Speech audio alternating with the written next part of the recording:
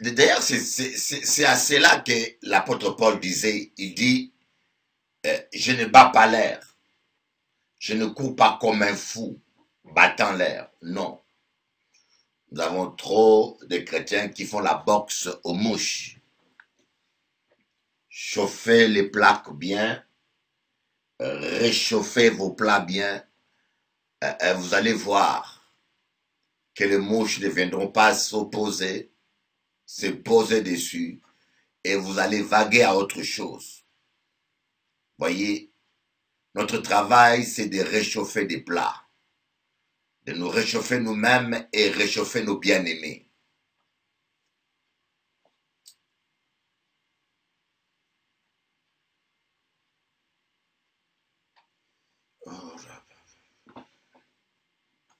C'est ça un peu la grande tristesse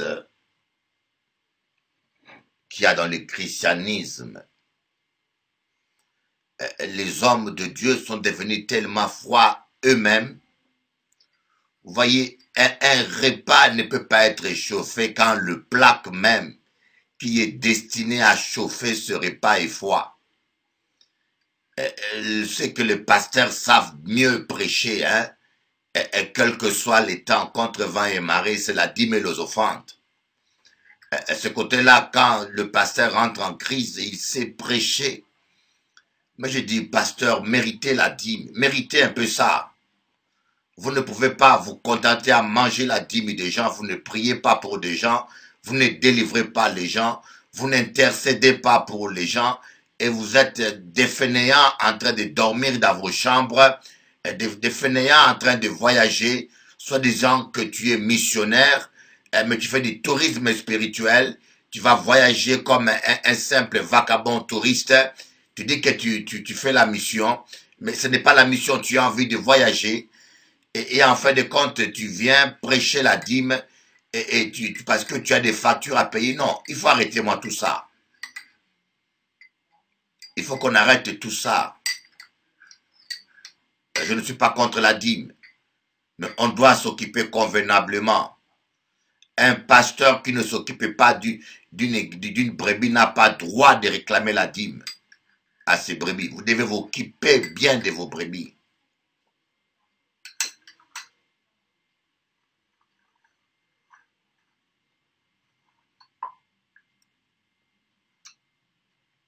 Vous savez, homme de Dieu, deux fois je parle étant qu'apôtre, hein, là je parle dans mon autorité apostolique. Il y a des pasteurs qui n'ont pas de salaire parce qu'ils ne travaillent pas. Vous croyez que Dieu est idiot. Vous croyez que vous êtes capable de couillonner Dieu. Si vous êtes à temps plein, travaillez à temps plein. Travaillez sérieusement. Par exemple, moi aujourd'hui, j'ai reçu le pasteur Papitio de 11 heures jusqu'à 16 heures. On a enregistré la prédication de T.D. Jakes. Chaque jour, je suis occupé sur onction.com. Même quand vous ne me voyez pas, il y a des nuits entières où je travaille. Nous devons travailler sérieusement. Vous aurez un salaire de Dieu si vous travaillez sérieusement. Et je suis en train de parler aux hommes de Dieu. Étant que votre frère, pardonnez-moi de vous dire la vérité. Nous avons trop de pasteurs fainéants. Et je suis en train de vous dire, il y en a qui travaillent même pas 3 heures par jour. Il y en a qui travaillent même pas 4 heures par jour.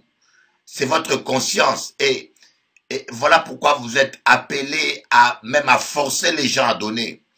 Si vous travaillez convenablement, le Saint-Esprit va pousser les gens à vous payer. Le Saint-Esprit va convaincre les gens à donner. Voyez, mon église à Paris, elle est toute petite. Mais mes fidèles de Paris, quand ils donnent leur dîme, ça équivaut à une église de 400 membres de foi. À Paris, quand les fidèles donnent leur dîme, on peut être une centaine, des fois même 60. Mais ces chrétiens, ils sont saisis par le Saint-Esprit, ils honorent Dieu, ils donnent plus que certaines églises de 200 à 300 membres. Parce qu'ils ont compris et parce que le Saint-Esprit travaille avec moi. Tu peux demander à mes fidèles. Jamais je parle tout le temps, donner, donner comme ça. Non, je prêche la parole, mais le Saint-Esprit connaît comment je passe des jours et des heures à travailler. Il sait combien je donne et j'investis pour l'évangélisation. Il y a un Dieu qui voit comment nous travaillons, comment nous l'honorons, et ce Dieu-là sait nous récompenser. Hommes de Dieu, comprenez, soyons justes avec Dieu. Travaillons sérieusement. Quand tu es à temps plein dans le ministère, sois réellement à temps plein. Ne sois pas fainéant. N'accepte pas d'être fainéant. Il faut savoir créer le travail. Il faut savoir s'occuper. Et ça, beaucoup de... Je parle, écoutez, je parle étant qu'aîné dans la foi. Ça, c'est un conseil que je donne aux pasteurs. Beaucoup de pasteurs ne savent pas s'occuper. Beaucoup de pasteurs ne savent pas s'occuper. Je n'ai pas entendu une voix du ciel qui m'a dit « Crée TV Christ ». Je n'ai pas entendu que le conseil de l'église se réunisse et me demande de payer TV Christ. TV Christ est né parce que je voulais être occupé à travailler pour Dieu. Il y a eu un moment où, après mon divorce, quand j'avais subi le divorce, j'ai déprimé, j'étais un peu découragé, j'avais envie de ne rien faire, je restais enfermé dans ma chambre et à un moment donné, j'ai lu la parole, j'ai dit Seigneur, il faut que ce temps où je ne fais rien dans ma chambre, elle devienne un temps productif. Et j'ai réfléchi avec la sagesse que Dieu m'a donnée, j'ai dit pourquoi pas. Sûrement il y a quelqu'un quelque part qui est aussi seul dans sa chambre. Sûrement, le temps est tellement difficile, il y a peut-être un chrétien qui déprime aussi, qui a envie de parler avec quelqu'un. Pourquoi pas se rencontrer et partager au travers d'une télévision sur Internet. C'est comme ça que Onction.com est née. Elle est née dans la volonté d'être rentable. Et ces temps de solitude et des découragements ou de lassitude, je l'ai transformé en un champ, en un temps productif. Ne végétez pas, homme de Dieu. N'acceptez pas. Vous avez du temps libre, écrivez un livre. Vous avez du temps libre, faites quelque chose. Il faut que vous puissiez consacrer à Dieu 8 heures de productivité par jour. Vous êtes à temps plein, vous devez produire 8 heures productives. Quand je dis 8 heures, au moins 8 heures. Moi, je donne au moins 10 à 12 heures à Dieu. Je vous dis 10 à 12 heures. Mais si vous êtes fainéant, vous passez le temps à manger des cacahuètes, à manger collier à foufou, hein, à vous occuper des histoires, de rien du tout. Et ce n'est pas étonnant que vous ne soyez pas productif. Même la qualité de vos messages puisse ressentir cela. Parce que l'Éternel honore celui qui l'honore. Et la manière dont Dieu nous honore, le ministre, c'est par l'activité de l'onction. L'onction travaille pour nous quand nous travaillons pour Dieu. Le Saint-Esprit agit. Le Saint-Esprit nous honore quand nous honorons Dieu. L'Éternel honore celui qui l'honore. L'Éternel sert celui qui le sert. Vous comprenez? Et la qualité de notre service détermine la qualité et la hauteur de notre bénédiction. Voilà. C'est comme je dis à un jeune homme en Guyane. J'avais envoyé un pasteur en Guyane qui m'a dit, Bishop Eli, je l'ai appelé le matin, il m'a dit, Bishop Eli, il n'y a pas de travail, j'ai pas de voiture. Et je dis, tu fais quoi? Et il reste à la maison, il dépose l'enfant à la garderie, il revient à la maison, et voilà. Je dis, écoutez mon frère, je te paye un salaire, je vais savoir que quand j'appelle, s'il n'y a rien à faire, je veux que tu marches dans la rue de Guyane, que tu marches à Cayenne, et que tu es en train de parler en langue ou de chanter un cantique. Ça me console. Mais je ne veux pas appeler un homme que je paye à temps plein 2000 € et savoir qu'il est assis dans sa maison comme une femme et la femme est au travail, il a fait la garderie. Et non. Voyez, faisons quelque chose. jetons les filets quelque part, frappons l'eau de la mer, faisons quelque chose. Et le Saint-Esprit va confirmer sa parole. Oh Seigneur. Et vous voyez, j'aimerais, moi j'aime être honnête, hein. J'ai suivi une prédication de T.D. Jakes là, de Bishop T.D. Jakes. Il a dit quelque chose de révolutionnaire. C'est un bon prédicateur, hein. Vous aurez sa vidéo bientôt là. Il a dit, Ruth a suivi Naomi. Et Ruth était devenue une mendiante. Elle ramassait les graines qui traînaient par terre. Vous voyez, elle ramassait les graines qui tombaient par terre, elle glanait, et il a eu la faveur de Boaz. Et Boaz a dit, le scellé est glané. Vous voyez des fois, écoutez bien, Dieu ne peut pas aller au-delà de votre foi. Dieu ne peut pas faire au-delà de votre foi. Voilà pourquoi Dieu dit, étends ta tente. Si ta tente est petite, Dieu ne peut pas augmenter. Vous voyez, quand vous agrandissez vos greniers, la bénédiction aussi va pousser dedans. Rappelez-vous, lorsque la veuve, avec le miracle de l'huile du prophète Élisée, lorsqu'il y avait qu'il y avait des vases vides et que la veuve versait l'huile dans les vases vides, le miracle continuait, l'huile s'est multipliée. Tant qu'il y avait des vases à remplir vides, le miracle continuait. Mais lorsqu'il n'y a plus de vases vides, le miracle s'est arrêté. Voyez, le Seigneur répond aux besoins. Lorsque vous agrandissez votre vision, vous agrandissez l'onction. Lorsque vous élargissez votre tente, vous permettez à Dieu d'agir au-delà. Voyez, le problème de Ruth, Ruth aurait pu rester mendiante toute sa vie.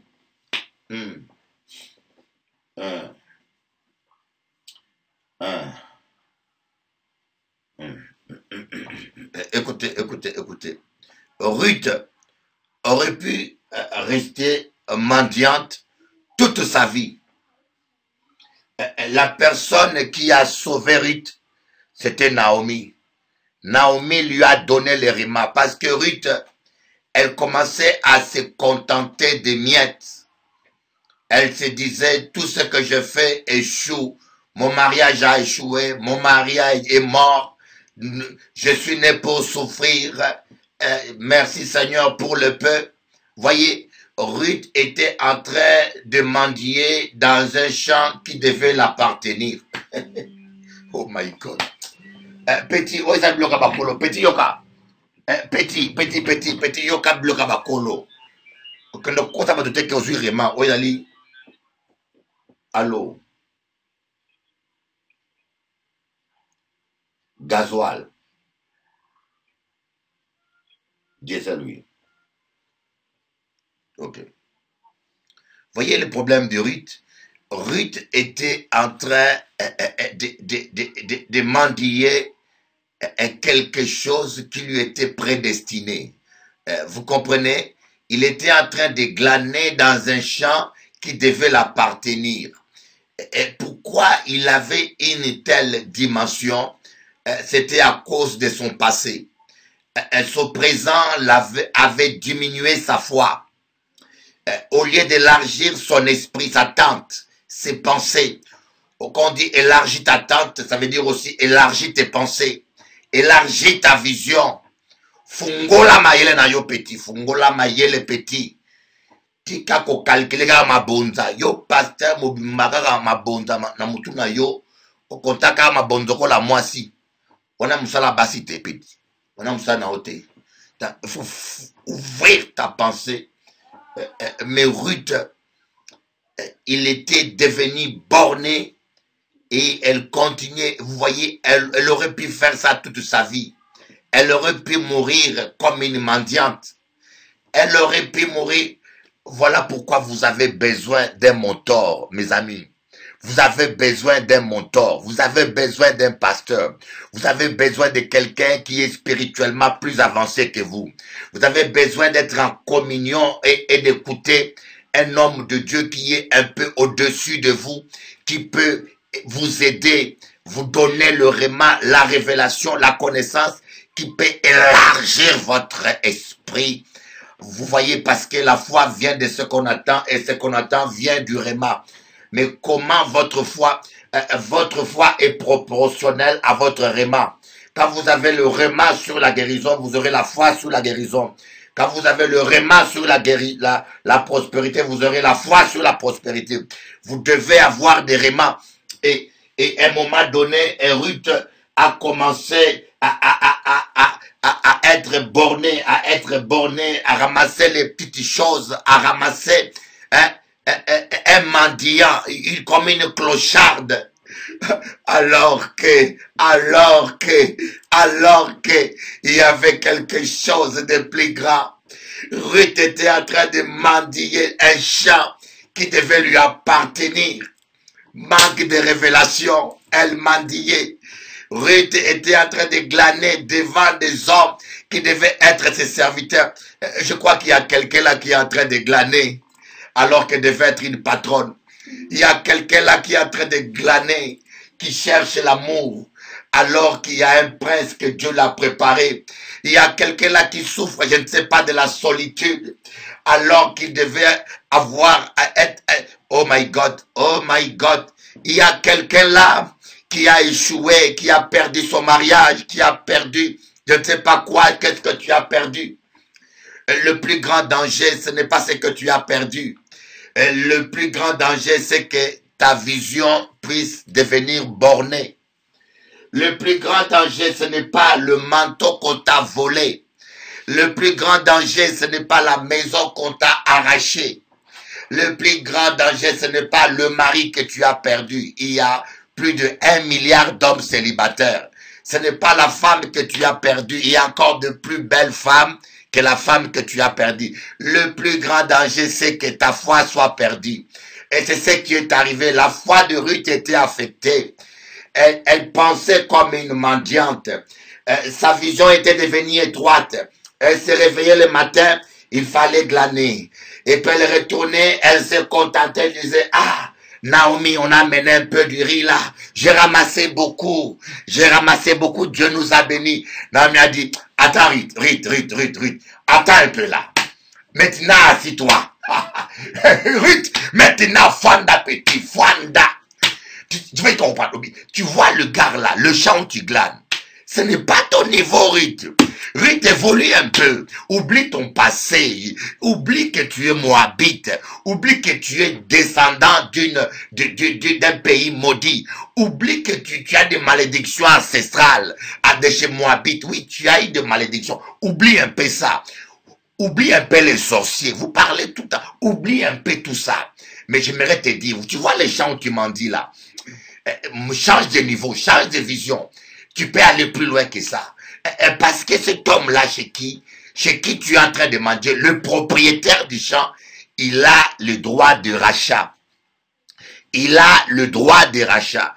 Normalement, tu peux être sa femme et maintenant devenir propriétaire. Donc, élargis ton esprit. Ne te contente pas des miettes. Va plus loin, ma fille. Va plus loin. Va au pied de Boaz, va dormir au pied de Boaz, va t'humilier au pied de Boaz. Voilà, c'est ça le rôle d'un mentor. Vous voyez, il y a des gens dans leur vie spirituelle, ils évolueront jamais. Il y a petit pasteur, tu ne peux pas évoluer parce que tu n'as pas de mentor. Tu es un pasteur, tu te crois autosuffisant. D'abord, tu as commencé l'église dans la rébellion. Tu avais un père spirituel que tu as tué, que tu as abandonné. Tu es tellement orgueilleux et que tu penses que tu vas arriver. Mais non, tu as besoin que tout le monde doit être soumis à quelqu'un. Un pasteur doit être soumis à un apôtre. Un apôtre doit être soumis à un collège apostolique. On doit être tous soumis à quelqu'un. Parce que le royaume des dieux, c'est un royaume qui appartient aux humbles, pas aux orgueilleux. L'orgueilleux, il se croit autosuffisant. il ne veut pas se soumettre à quelqu'un. L'orgueilleux même, il peut avoir un pasteur, il ne veut pas se soumettre à son pasteur. Il a un pasteur, il n'est même pas en communion avec son pasteur. Il n'écoute même pas les conseils de son pasteur. Quand il a un problème, il n'appelle même pas son pasteur. Mais à quoi sert ce pasteur-là? Et quand Ruth a saisi la révélation, elle a dit, ah! Mais c'est vrai. J'étais en train de mendier. Et j'étais en train de mendier.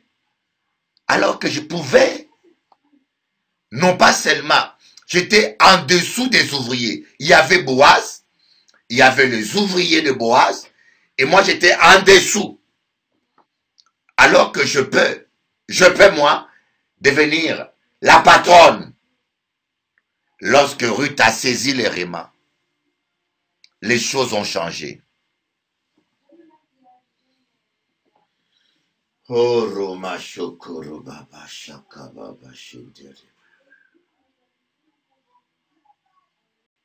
Alléluia. Vous voyez, ma fille, toi qui es en train de ramasser les miettes, ma fille, voyez, l'amour, Dieu est un Dieu d'amour. Tu ne peux pas pleurer tout le temps. Pour un mariage, ma fille, tu es une princesse, une femme belle comme toi. Je ne sais pas si le diable t'a convaincu que tu es moche. Quand une femme est remplie du Saint-Esprit, elle ne peut être que belle. Quand une femme est remplie du Saint-Esprit, elle ne peut être que belle. Et je sais de quoi je vous dis. Quand une femme, quel que soit son âge, même quand elle a des rides, même quand elle est forte, mais quand elle est remplie du Saint-Esprit, elle sera très belle. Elle deviendra la plus belle pour la personne à laquelle elle a été destinée. Vous voyez, les païennes aiment attirer tous les regards. Les païennes, quand elles s'habillent à demi-nues, elles veulent attirer tous les regards. Mais une chrétienne, au lieu de s'habiller à demi-nues, elle s'habille avec l'onction. Elle met le manteau d'Élie. Une chrétienne doit mettre le manteau d'Élie. Le manteau d'Élie, ce n'est pas une mini-jupe, c'est l'onction.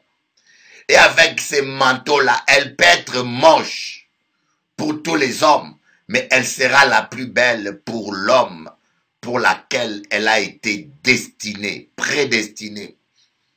Alors, tu es là en train de pleurer, toi, une princesse. Tu mérites. Il y en a qui disent, mais l'amour, c'est un droit. Ce n'est pas charnel de chercher à aimer et à être aimé. Et Dieu qui veut être aimé, est-ce qu'il est charnel? Dieu le Père lui-même, il veut être adoré. Il aime l'adoration. Il veut être aimé. Est-ce qu'il est charnel? Alors pourquoi nous les hommes, et moi, un homme ou une sœur, une femme créée selon l'image de Dieu, a ce besoin d'être aimé, vous la traitez de charnel, vous la traitez de pas convertie. Mais non, elle est convertie. C'est un besoin légitime. Besoin d'aimer et d'être aimé. Besoin de parler avec quelqu'un. Même Dieu a ce besoin de parler avec les hommes. Voilà pourquoi il fait la prière. C'est un besoin légitime. Mais change de vision. Entre dans la vraie dimension. Va à un autre niveau. Change de niveau. Essaye un peu de revoir. Corrige la manière dont tu te vois. Corrige la manière dont tu vois la vie. Élargis ta tente. Élargis tes idées. Élargis tes pensées. Élargis ta mentalité. Agrandis ta foi. Élargis ta tente. Car Dieu va la remplir. Cherche des vases vides. Sois occupé. Tant que tu es occupé à les remplir d'huile, le miracle de l'huile ne s'arrêtera pas. tant que tu es occupé au travail avec l'onction que Dieu t'a donnée, le miracle de la multiplication ne s'arrêtera pas.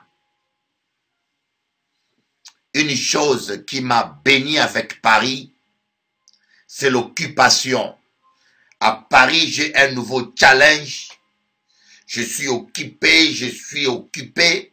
Et quand je vais en Guadeloupe, aux Antilles, je vais pour une semaine. Mais c'est une semaine pleine. Moi, j'aime travailler. Et j'aime sentir que l'onction que Dieu a mis en moi travaille. Que l'huile que Dieu a mis en moi coule sur les autres. Vous voyez, tant que la veuve était en train de remplir des vases vides, le miracle continuait. Le miracle continuait. Et tant que les disciples étaient en train de distribuer le pain, la multiplication continuait. Tant que tu es en train d'imposer le main, de prier, d'exhorter, il faut que tu sois active. Il faut que tu apprennes à t'occuper, à rentabiliser l'onction, l'huile que Dieu a mis dans la vase que tu es.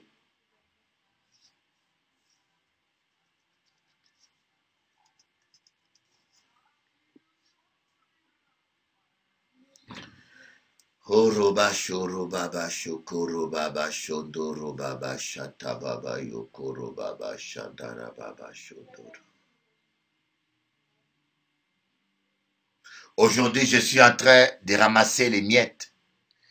Mais Dieu m'a dit à Paris, il y aura une église au moins de 5 000, 10 000. Dieu veut élever avec moi une église à Paris qui va impacter l'histoire de Paris. C'est ce que Dieu a mis dans mon cœur. Et vous allez le voir. Je vous dis, vous allez le voir de vos yeux. Aujourd'hui, j'étais avec le pasteur Papitio.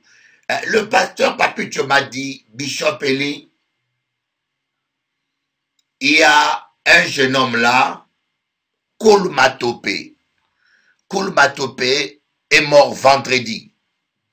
Koul Matopé est un jeune homme, un jeune chanteur congolais qui a marqué une bonne génération de chrétiens. Les gens sont choqués de sa disparition. J'ai beaucoup de respect pour sa mémoire parce que j'aimais comment il chantait. Mais le pasteur Papitio, assis dans mon salon, il va aller avec son iPad. Il passe une vidéo de Koul Matopé. Et dans cette vidéo, on pose la question à Koul Matopé, pourquoi il ne coupe pas sa barbe? Il a dit, il a fait un vœu à Dieu. Il priait, il a dit, Seigneur, touche mon pays. Je ne couperai pas ma barbe tant que je n'aurai pas vu mon pays touché, le Congo transformé. Il était en train de parler de ça. Et moi, j'étais à côté du pasteur Papitio.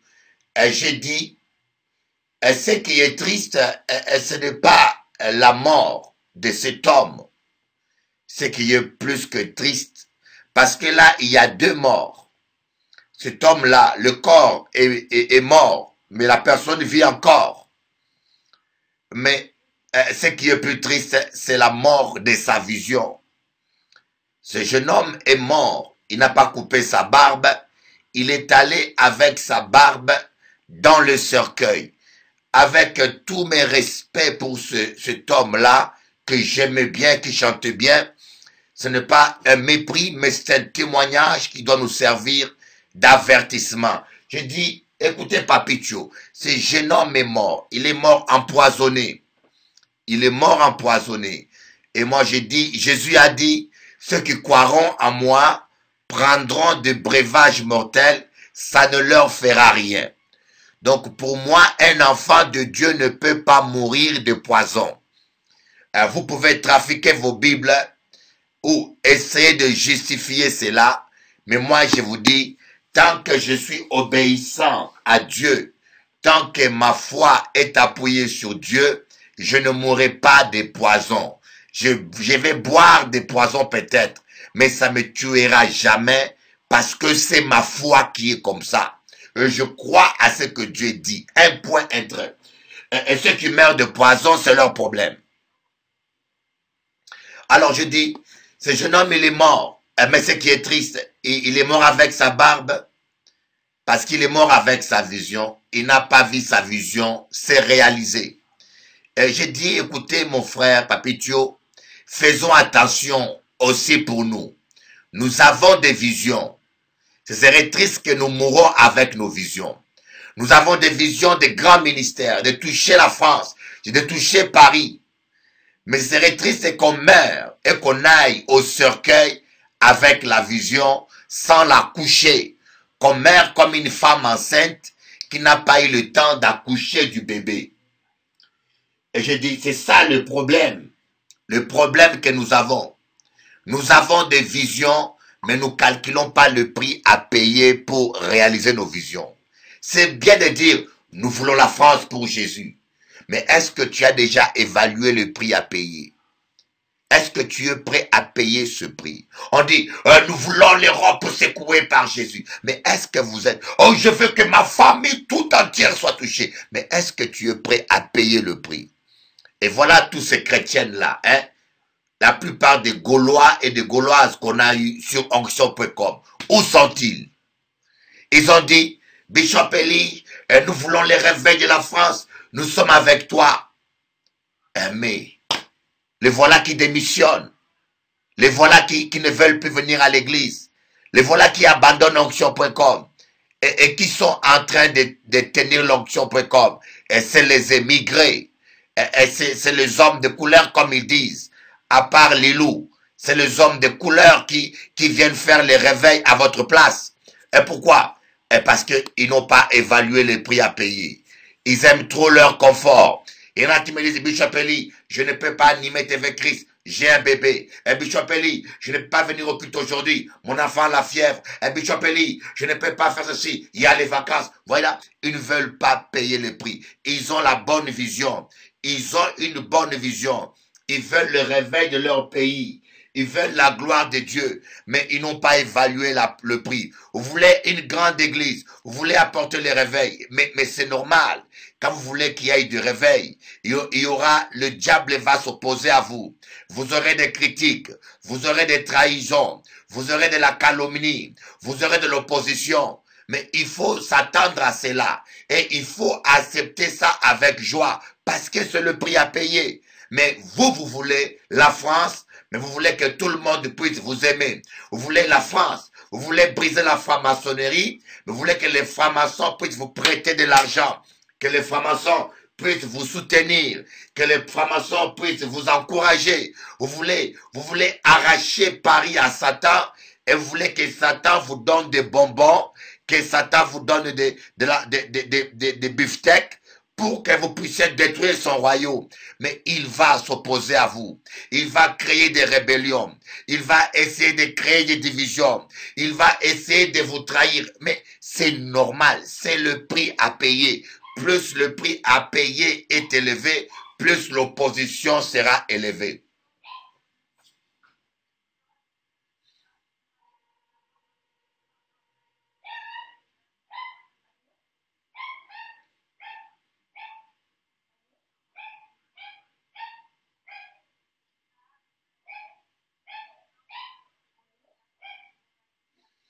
L'ami, appuie sur les boutons là-bas. Appuie sur les deux boutons.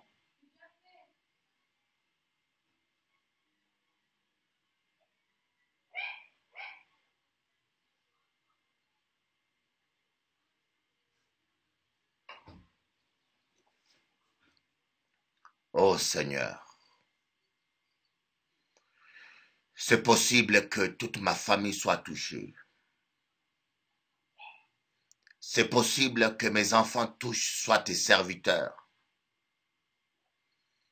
C'est possible, mon rêve n'est pas mort. C'est possible que mon rêve ressuscite comme Lazare. Seigneur, je veux voir plus loin. Je ne veux pas rester glané pendant 10 ans, 20 ans comme Ruth. Seigneur, ne permets pas que quelqu'un reste là à glaner pendant 20 ans comme Ruth, à manger les miettes, à ramasser les miettes que les païens laissent. Seigneur, aide-nous à grandir, à progresser et à changer de dimension. Shababada koro baba shotokoro. Shandara baba yotokoro bana yakababa. Sokoro mana yakababa shondoro baba sondoro.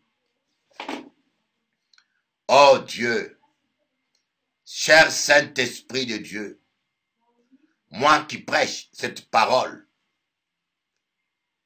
je viens te dire, aide-moi. Sans toi, je n'arriverai pas, Saint-Esprit. Sans toi, je ne peux pas vivre la sainteté. Sans toi, je ne pourrais pas être un bon pasteur. Sans toi, oh Seigneur, je vais échouer, cher Saint-Esprit. Devant ton peuple, devant tes enfants, devant les anges, je dis, Saint-Esprit, j'ai besoin de toi. Saint-Esprit de Dieu, j'ai besoin de toi. Oh, Esprit de Dieu, j'ai besoin de toi. J'ai besoin de tes conseils. J'ai besoin de ton aide. J'ai besoin de toi, Saint-Esprit. Prends le contrôle de ma vie. Ne me laisse pas ignorant. C'est toi, mon mentor, Naomi.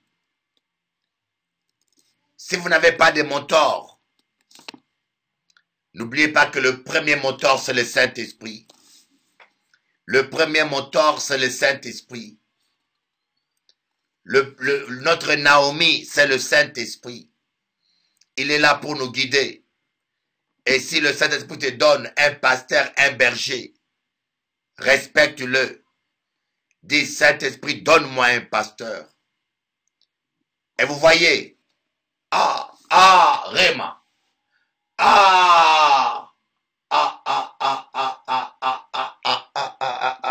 Oh, ils assomment.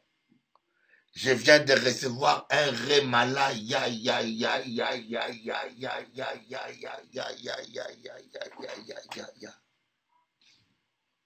et j'écoutais, Dieu m'a donné quelque chose même que T.D. Jack n'a pas vu. Dieu m'a donné quelque chose que T.D. Jack n'a même pas vu. Qu'est-ce qui a stimulé le réma de Naomi? Qu'est-ce qui a stimulé la révélation? Qu'est-ce qui a stimulé?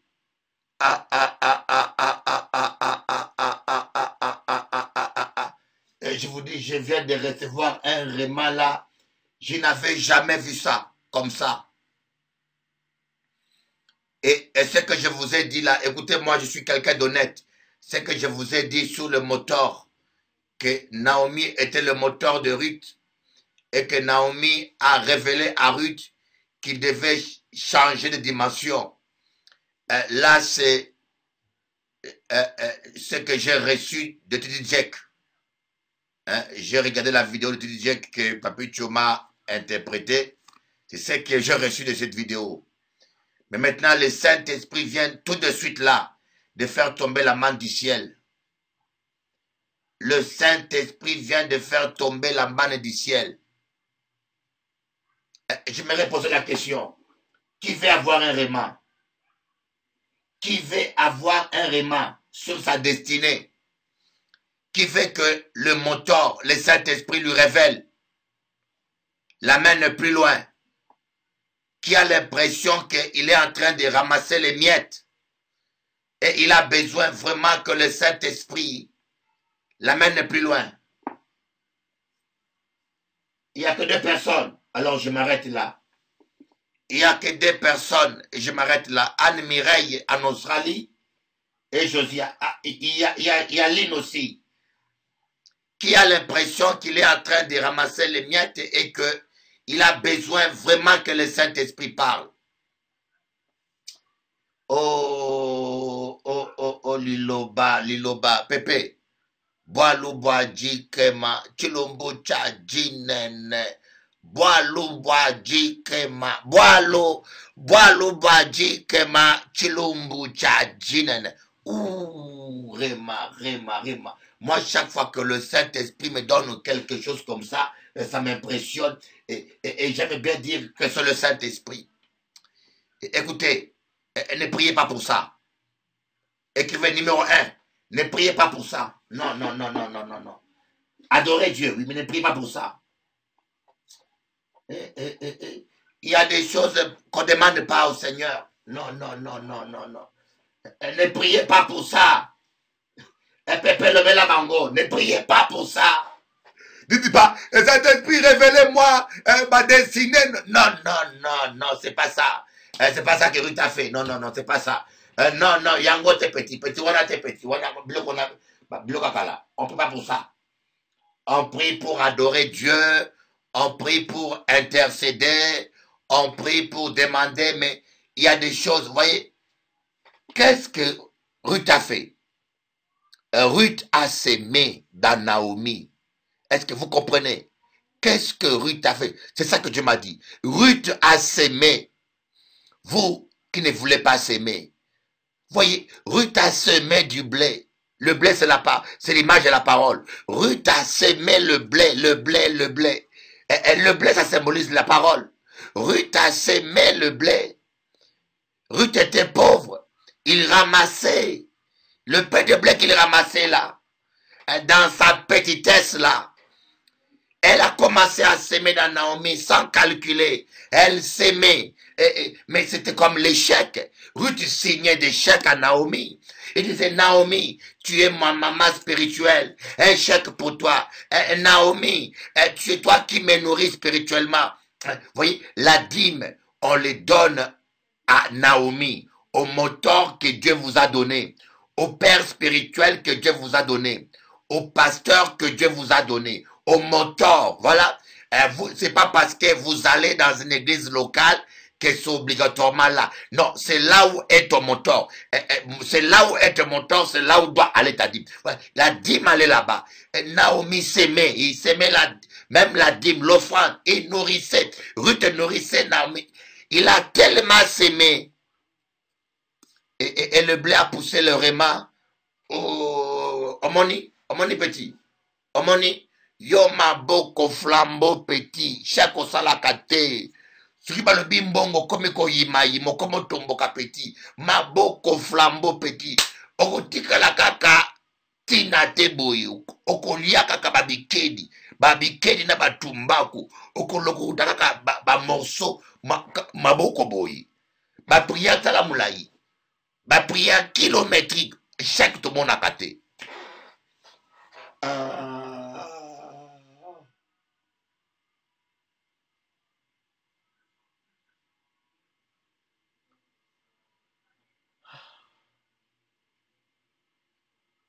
Vous voyez, j'aimerais encourager les gens qui donnent à Dieu. Et ce n'est pas la quantité qui compte. Ne dis pas, lorsque j'aurai le travail, je donnerai à Dieu. Non, arrête ces mensonges-là. Ah, s'il te plaît, j'aime pas les gens qui parlent comme ça. Lorsque je serai béni, pasteur, moi, les jours où je serai béni, tu verras. Non, Dieu n'a pas. Dieu travaille avec les gens qui ont des petites choses. Ouais. La veuve de Sérapta avait un peu de gâteau. Et c'est avec ça que le miracle a commencé. Jésus a vu 2 petites barques qui traînaient là. C'est avec ces 2 petites barques que le miracle a commencé. Est-ce que tu comprends? Il y avait un petit garçon qui traînait là. C'est avec ce petit garçon que Jésus a travaillé, qui n'avait que 5 pains de poisson. Vous voyez, Dieu commence avec des petites choses. Si vous voulez que Dieu fasse de grandes choses avec vous, commencez avec les petits. Même quand tu es au RMI, mais prends la dîme de RMI. Même quand tu as des miettes, et prends ces miettes-là. Va donner à Naomi. Hein? Va donner à Naomi. Et quand Naomi va manger. Mais c'est un peu ça que Isaac a demandé